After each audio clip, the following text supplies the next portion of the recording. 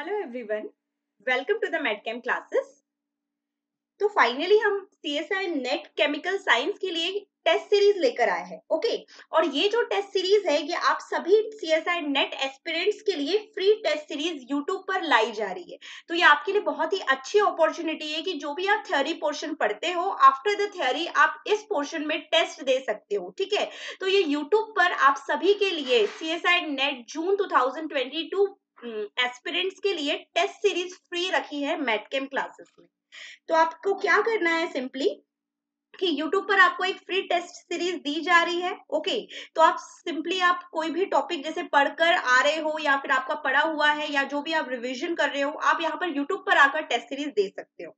इसके लिए सिंपली आपको क्या करना है कि सबसे पहले आपको मेडकेम का ऐप लिंक के थ्रू ओपन करना है। ठीक है, तो आप यहाँ पे सिंपली देख सकते हो कि डिस्क्रिप्शन बॉक्स के नीचे भी आपको एक लिंक मिलेंगी जिसमें आप गूगल प्ले स्टोर से जाइए और वहां पर मेडकेम क्लासेस का ऐप डाउनलोड कर लीजिए। ओके, फिर उसमें आपको ये मिनी टेस्ट सीरीज मिल जाएंगी। Okay, this is the mini test series for the CSI NET aspirants. You have to go to the Google Play Store and download the MedChem classes app, okay, in which you got the mini test series. उसके बाद क्या करना है, वो mini test series को open करना है और वहां पर सिंपली आपको टेस्ट दे देनी है। ओके, फिर उसके बाद यहाँ पर आप यूट्यूब पर आकर उस टेस्ट सीरीज का सॉल्यूशन देखिए जो मैं आपको सॉल्व करवा रही हूँ। तो सिंपली आपको समझ में आ गया है कि ये test series CSI NET aspirants के लिए है। ऑब्वियस सी बात है कि ये जो टेस्ट है ये गेट वाले भी दे सकते हैं, कोई दिक्कत नहीं है, लेकिन ये स्पेशली डिजाइन की गई है मेडकेम क्लासेस की तरफ से सीएसआई नेट जून 2022 एस्पिरेंट्स के लिए। सिंपली आपको गूगल प्ले स्टोर से मेडकेम क्लासेस का ऐप डाउनलोड करना है, वहां पर आप मिनी टेस्ट सीरीज फॉलो कीजिए। ओके, वहां पर मिनी टेस्ट सीरीज में जाइए एंड वो टेस्ट सीरीज में जाकर सिंपली आपको उस पर्टिकुलर टॉपिक के टेस्ट दे देने हैं और आफ्टर द टेस्ट आपको जो उस टेस्ट क्वेश्चंस का सॉल्यूशन आपको देखना है इन द यूट्यूब, आपको यूट्यूब पे उसका सॉल्यूशन मिल जाएगा। और ये जो टेस्ट सीरीज है इसका पीडीएफ भी आपको मेडकेम के ऐप में ही मिल जाएगा, तो बिल्कुल टेंशन नहीं लेना है कि ऐप में ही आपको पीडीएफ भी प्रोवाइड किया जाएगा। ओके, तो देखते हैं कुछ क्वेश्चंस का सॉल्यूशन मैं करवा रही हूँ। देखते हैं, I am going to teach you GOC questions. Okay, and before that MedChem classes present कर रही है अर्जुना बैच को एंड एकलव्य बैच को। ओके, तो जो अर्जुना बैच ये क्या है, अर्जुना बैच फ्रेशर्स के लिए है। ठीक है, जिन्होंने अभी तक नहीं पढ़ रखा है और उन्होंने पहले से शुरुआत अगर करनी है तो ये फ्रेशर्स के लिए अर्जुना बैच डिजाइन की गई है, जो सिर्फ स्टार्ट हो रही है 5125 रुपीज में।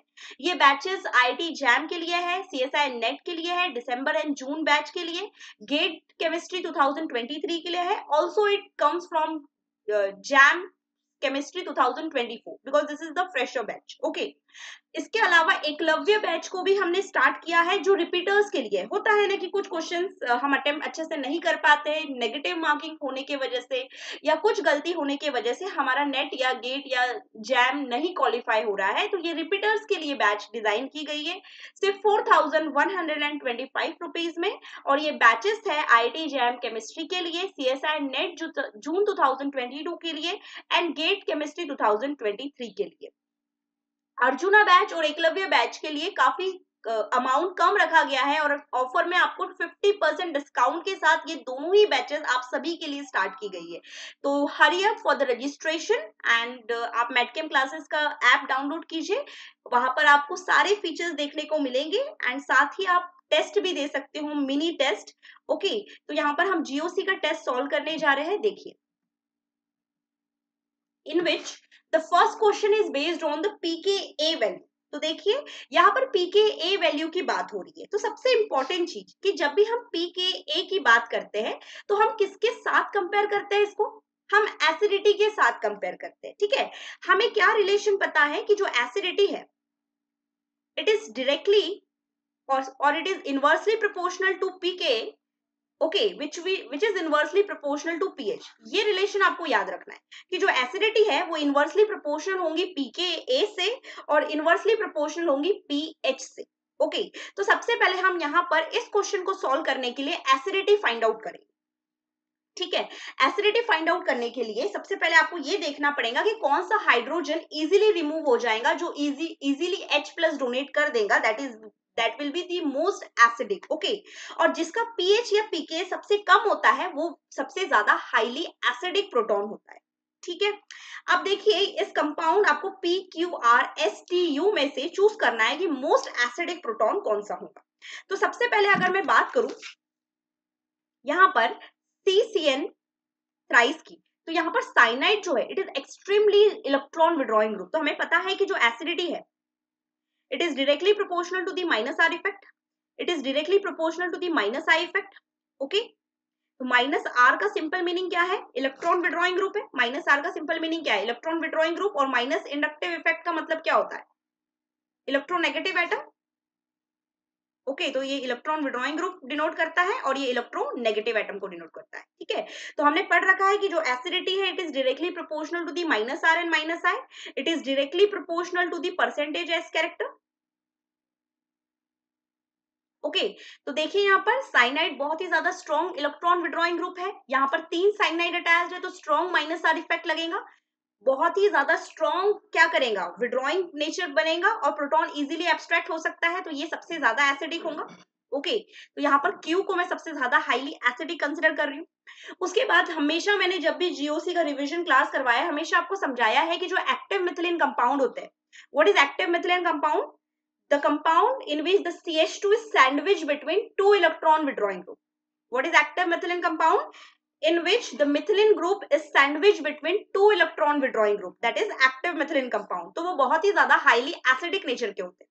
तो यहाँ पर मुझे 2 इलेक्ट्रॉन विड्रॉइंग ग्रुप दिखाई दे रहे हैं मिथिलीन के बीच में। देखिए यहाँ पर एक है कीटोन जिसका माइनस आर इफेक्ट लगेगा और दूसरा है ईस्टर, इसका भी माइनस आर इफेक्ट लगेगा। ओके, फिर यहाँ पर दोनों कीटोन है, इसका भी माइनस आर इफेक्ट लगेगा। लेकिन हमें पता है कि कीटोन की रिएक्टिविटी ज्यादा होती है, ketone is much more acidic nature, much more electron withdrawing nature compare to the ester. तो यहाँ पर जो टी वाला है वो सबसे ज्यादा एसिडिक होगा किसके कंपेयर में, एस के कंपेरिजन में, और ये कौन सा था, क्यू। ठीक है, फिर देखिए यहाँ पर क्यू कंप्लीट कर लिया हमने, एस कर लिया, टी कर लिया। अब इसके बाद क्या बचा, ये CH3 thrice and C double bond O CH3। Okay, तो यहाँ पे CH3 थ्राइस दिया हुआ है, इसका बहुत ही ज्यादा नेगेटिव इंडक्टिव इफेक्ट लगता है, आर ग्रुप भी नेगेटिव विड्रॉइंग टाइप भी लगता है। ठीक है, तो यहाँ पर 3 CF3 है तो ये सबसे ज्यादा इलेक्ट्रॉन विड्रॉइंग की तरह काम करेगा, प्रोटॉन इजिली एब्स्ट्रैक्ट कर सकता है। ओके, तो P देन आर। आर यहाँ पर क्यों कह रही हूँ मैं, क्योंकि यहाँ पर ये मिथिल, ये जो मिथिल है इट इज एसिडिक, यहाँ पर एक्टिव मिथिल ग्रुप है due to this keto group. Okay, तो ये आ जाएगा आर और लास्ट में आ जाएगा आपका यू। अभी समझाया it is directly proportional to the percentage S character, तो ये वाला हाइड्रोजन भी एसिडिक है क्योंकि यहाँ पर 50% एस कैरेक्टर प्रेजेंट है, तो आ जाएगा यू। बट ये तो हो गया एसिडिक ऑर्डर, हमें क्या पूछा गया था, हमें पूछा गया था पीके, तो जस्ट इसका अपोजिट URPSTQ, URPSTQ। तो यहाँ पर आपका कौन सा ऑप्शन राइट था, यहाँ पर आपका ऑप्शन नंबर डी जो था वो करेक्ट आंसर था।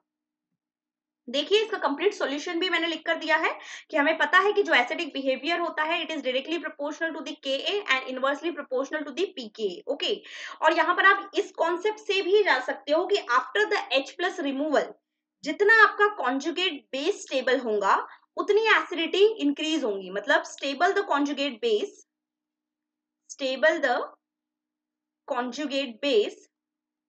more acidic, मतलब stable conjugate base is directly proportional to the acidity।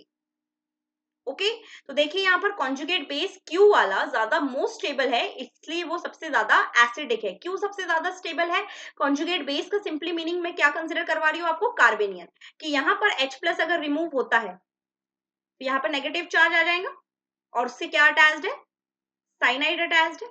तो ये नेगेटिव चार्ज इस 3 साइनाइड के साथ कॉन्जुगेशन में जाएगा, स्ट्रॉन्ग इलेक्ट्रॉन विड्रॉइंग ग्रुप है साइनाइड, राइट, तो that will be most acidic, इसलिए यहाँ पे कौन सा ऑप्शन राइट था, option number D. Next question देखिए, the acidic behaviour of the following substituted benzoic acid will be in the order of. हमने यहाँ पर क्या याद करना है, हमें याद करना है ऑर्थो इफेक्ट। क्या याद करना है यहाँ पर हमें, ऑर्थो इफेक्ट को याद करना है। ऑर्थो इफेक्ट कहां पर एप्लीकेबल है, ऑर्थो इफेक्ट एप्लीकेबल है हमारे बेंजोइक एसिड में और एनिलीन में।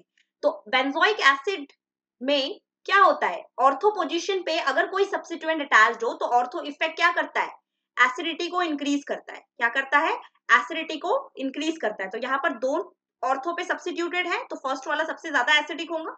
ठीक है, तो बी और सी ऑप्शन को आप डायरेक्टली एलिमिनेट कर सकते थे। अब सेकेंड और थर्ड में देखिए, यहाँ पर टर्शरी ब्यूटिल जो कि बल्कियर ग्रुप है, और यहाँ पर मिथिल जो कि स्मॉलर ग्रुप है कंपेयर टू टर्शरी ब्यूटिल। तो compare that bulky group, H+ easily remove होगा।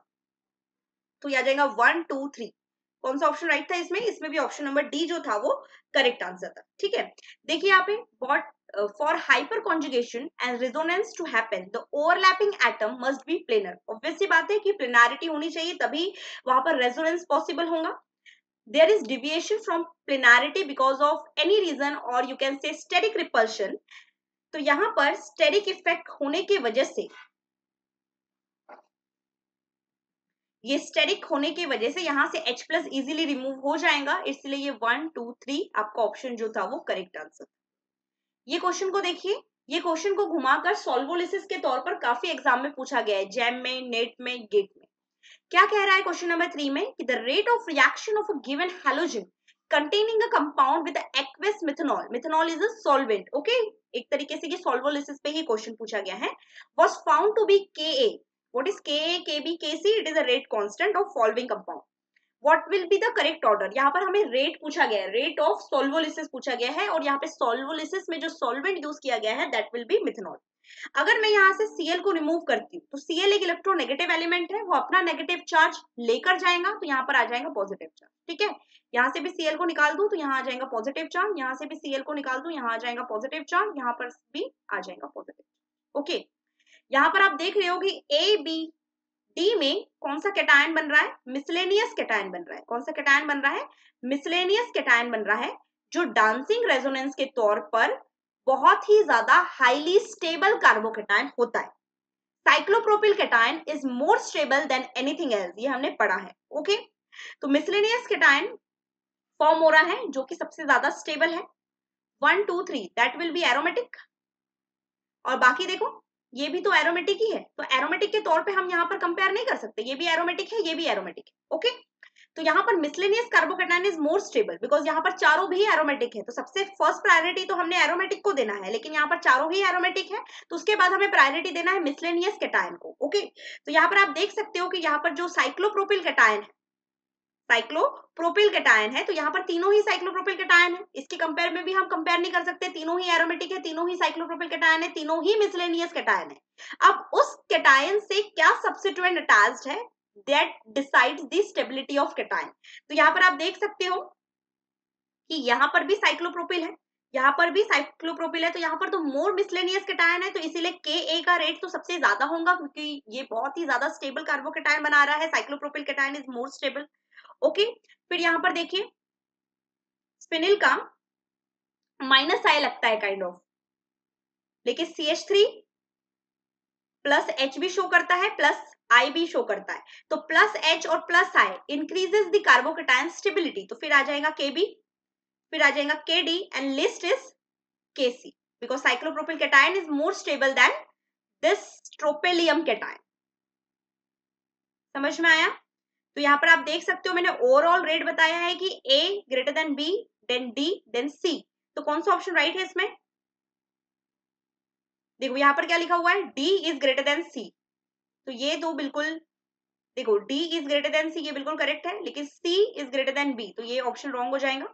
ओके, फिर यहाँ पर देखिए KBDC, कौन सा ऑप्शन राइट है? A option. कौन सा ऑप्शन राइट है इसमें? A option.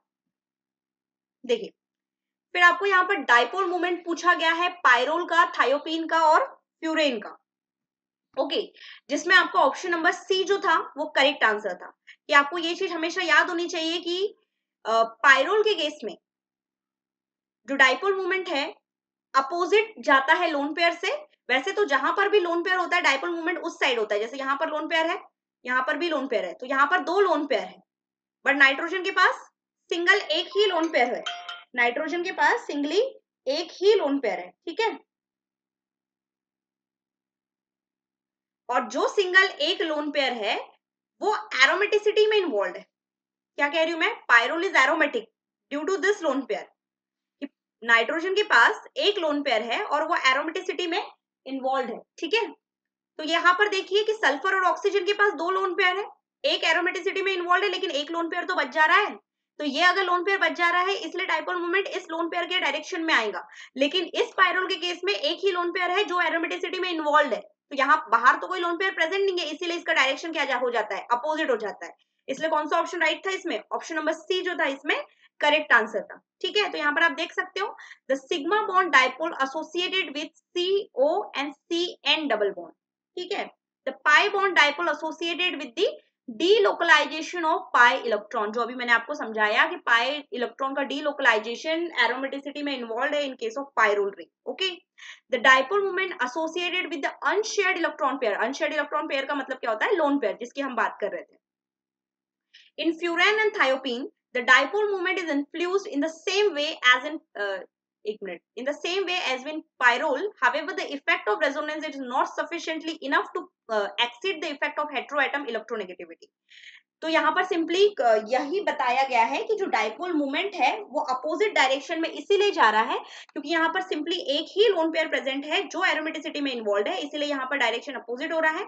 बट यहाँ पर बाहर लोन पेयर अवेलेबल है इसलिए ये direction towards the lone pair जा रहा है। ठीक है, नेक्स्ट क्वेश्चन देखिए, among the following dibromocyclohexane the one that react fastest with sodium iodide, बोल रहा है इन सभी की रिएक्शन अगर हम सोडियम आयोडाइड के साथ कर दे, ठीक है, टू गिव अ साइक्लो, एक मिनट, dibromocyclohexane the one that react with the fastest sodium iodide to give a cyclo, it is hexene. Okay, ये हेक्सीन होना चाहिए। Okay, to give a cyclohexene.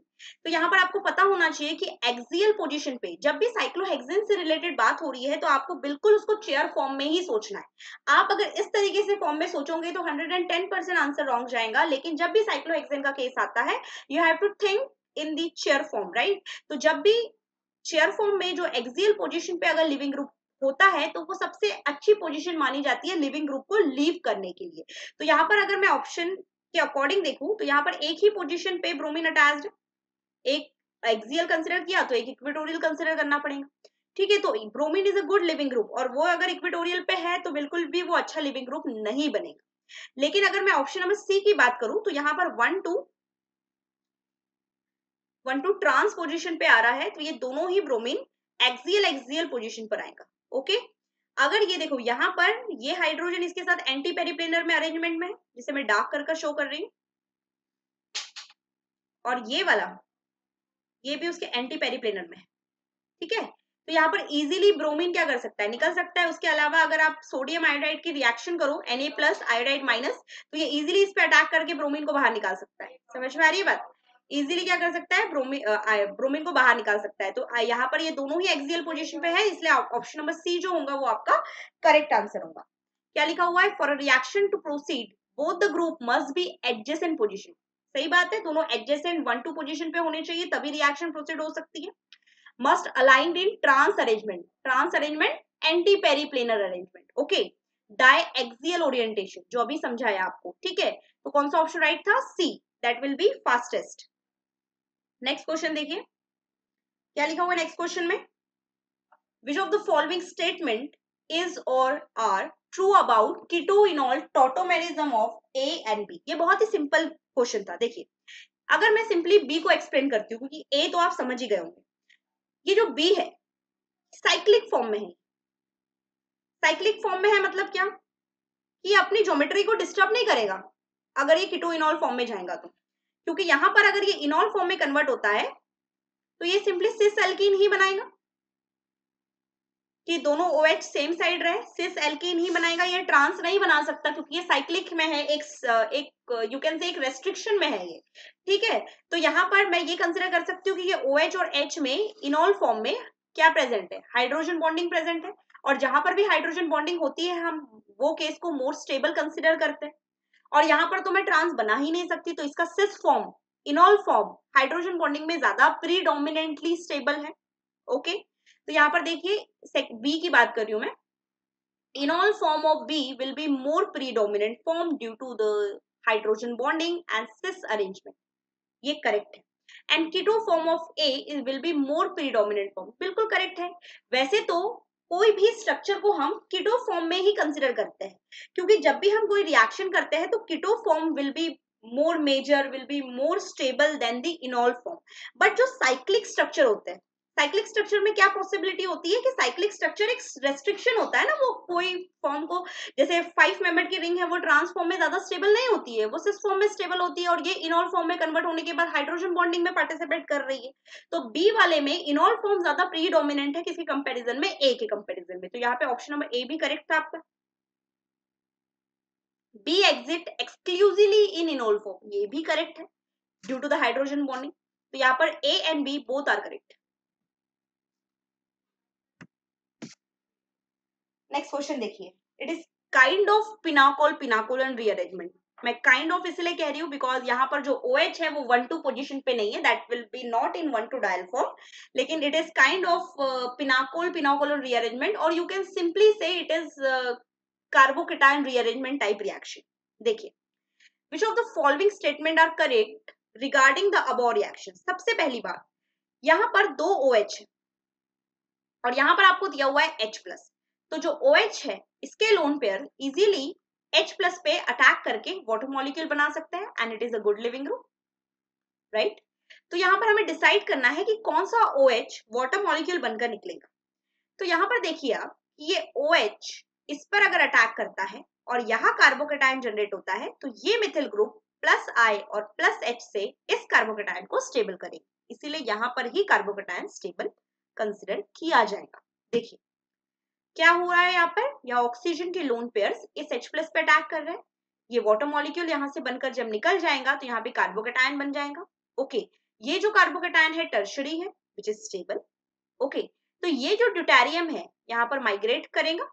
Okay, जैसे ही इसमें ड्यूटेरियम माइग्रेट करेगा यहाँ पे पॉजिटिव चार्ज आएगा और ये ऑक्सीजन के लोन पेयर यहाँ पर माइग्रेट करके कीटो फॉर्म में कन्वर्ट हो जाएंगे, कीटोन में कन्वर्ट हो जाएंगे which will be more stable then OH। Okay, तो ये है सिंपली आपकी, एक मिनट, ये है सिंपली आपकी carbocation rearrangement, carbocation rearrangement. Okay, so here the migration of deuterium occurs from 6th position to 1 position which is not adjacent। समझ में आ रही है बात कि यहाँ पे ड्यूटेरियम, देखो होता है ना कि यहाँ पर CH है और यहाँ पर CH पॉजिटिव है, तो यहाँ से मैं 1-2 पोजीशन से यह हाइड्रोजन को माइग्रेट करवा देती हूँ, तो this is the adjacent migration और 1-2 anisotropic migration shift. Okay, but यहाँ पे ड्यूटेरियम और इस पॉजिटिव चार्ज का डिस्टेंस काफी दूर था, 1 और 6 पोजीशन पे था विच इज नॉट एडजेसेंट। तो यहाँ पर हमें स्टेटमेंट के थ्रू जाना है, migration of atom, migration of, एक मिनट, हाँ, migration of atom always occurs at adjacent carbon as in the above reaction. बोल रहा है कि एडजेसेंट कार्बन में ही माइग्रेशन होगा अबव रिएक्शन में, ये तो बिल्कुल इनकरेक्ट था क्योंकि ड्यूटेरियम अगर माइग्रेट होकर उस कार्बोकेटायन के पास जा रहा है तो वहां का डिस्टेंस काफी दूर था, that will be not adjacent, तो ए वाला ऑप्शन तो ऐसे ही एलिमिनेट हो गया। The reaction involve both secondary and tertiary carbocation as intermediate, ये करेक्ट है, यहाँ पे टर्शरी बन गया, यहाँ सेकेंडरी बन गया, तो ये भी करेक्ट है। Product P gives positive DNP test, बिल्कुल करेक्ट है। डीएनपी टेस्ट क्या होती है, dinitro phenyl hydrogen test, phenyl hydrogen test बिल्कुल पॉजिटिव देता है कार्बोनिल्स के लिए, that is aldehyde and ketone के लिए, और आपके प्रोडक्ट में कार्बोनिल जनरेट हो रहा है, कीटोन जनरेट हो रहा है, ठीक है, तो ये भी करेक्ट है B and C. Prelog interaction is one of the guiding factor in the above reaction, ये भी करेक्ट है। It is a kind of transannular rearrangement which is due to the prelog interaction। तो B C D इसमें correct था, ठीक है। अब देखिए यहाँ पर एक रेडिकल है, कार्बोकेटायन है, एल्कीन है, number of hyper conjugating structure पूछा गया है। सबसे पहले मैं इसको थोड़ा सा एक्सपांड करके लिखती हूँ ताकि आपको समझ में आ जाए। यहाँ पर CH3 है, ठीक है, ये कार्बोकेटायन के वाले के पास ये वाला कार्बन इसके रिस्पेक्ट में अल्फा है, मतलब यहाँ पर भी हाइड्रोजन प्रेजेंट है, एक मिनट, ठीक है, ये अल्कीन के बाजू वाला कार्बन अल्फा है, इसलिए यहाँ पर भी हाइड्रोजन मैं कंसिडर कर रही हूँ। तो यहाँ पे अल्फा हाइड्रोजन कितने देख लीजिए, 3, 6, 9, 12, 13, 14, 15, 3, 6, 9, 10, 11, 12, 13, 14, 15। ओके, और दो कहाँ छूट गए देखते हैं, एक मिनट, 3 आ जाएगा, ये 5, 1, 2, 3, ये तो रेडिकल है, हाँ ये 2 हाइड्रोजन, ये रेडिकल के बाजू वाला कार्बन भी अल्फा हुआ ना, तो टोटल अल्फा हाइड्रोजन कितने हो गए, 15। And hyper conjugating structure calculate करने का क्या फॉर्मूला है, अल्फा हाइड्रोजन +1, तो यहाँ पर 15 + 2 17 हो जाएगा ना अल्फा हाइड्रोजन। देखो काउंट करो, ये 3 3 6 9 12 13 14 15 16 17। तो यहाँ पर 17 + 1 कितना आ जाएंगे टोटल हाइपर कॉन्जुगेटिंग स्ट्रक्चर 18। तो यहाँ पर न्यूमेरिकल टाइप आंसर आपको मेंशन करना था 18। ठीक है, नेक्स्ट क्वेश्चन देखिए, in how many compound SIR effect that is steric